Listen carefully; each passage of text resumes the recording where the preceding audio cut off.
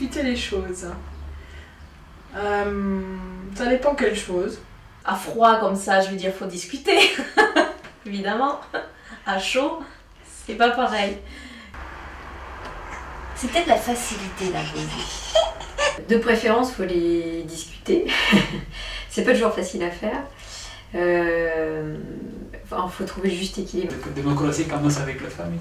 On peut parler, discuter, on peut trouver les meilleures solutions pour cette famille, pour les autres. Jusqu'à quand je peux discuter moi tout en me sentant, alors c'est subjectif aussi, hein, tout en me sentant respectée, avec mes besoins aussi, voilà, que mes besoins sont respectés, les besoins de mon conjoint sont respectés et les besoins de l'enfant aussi, donc tout ça, il faut que ça se mélange.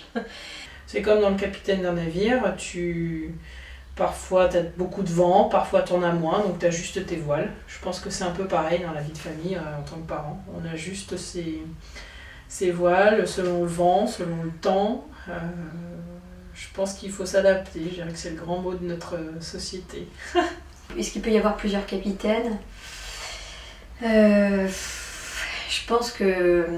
Ah, c'est une très bonne question. Je pense que c'est possible que tout le monde le soit, mais après, ça doit dépendre peut-être des circonstances. Enfin bon, après, j'imagine sur un bateau, pas changer de capitaine comme ça, quoi.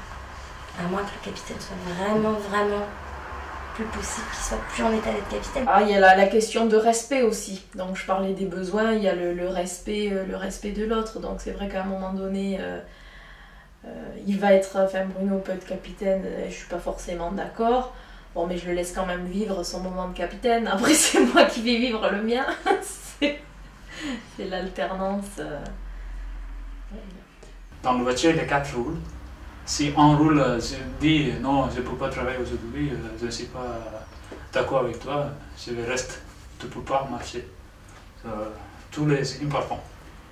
On est tous capitaines. Tous capitaines. Je sais qu'il faut de l'autorité et pas de l'autoritarisme. Et c'est ce que j'essaye de faire, quoi. Et l'autorité peut être constructive. J'ai découvert ça aussi avec mes enfants. Il faut se poser, pas les enjeux, mais de se dire, bon voilà, est-ce que je suis capable? Peut-être ça se discute aussi avec d'autres personnes, parce qu'on est capitaine d'une équipe, enfin on a un équipage avec nous, donc ça se discute. À un moment donné, je me suis rendu compte que je voulais sauver le monde un petit peu. Hein. Et ça crée évidemment beaucoup de tension, vu que c'est difficile. Et à un moment donné, je me suis dit, oui, finalement, déjà faire les choses bien, ça va être pas mal.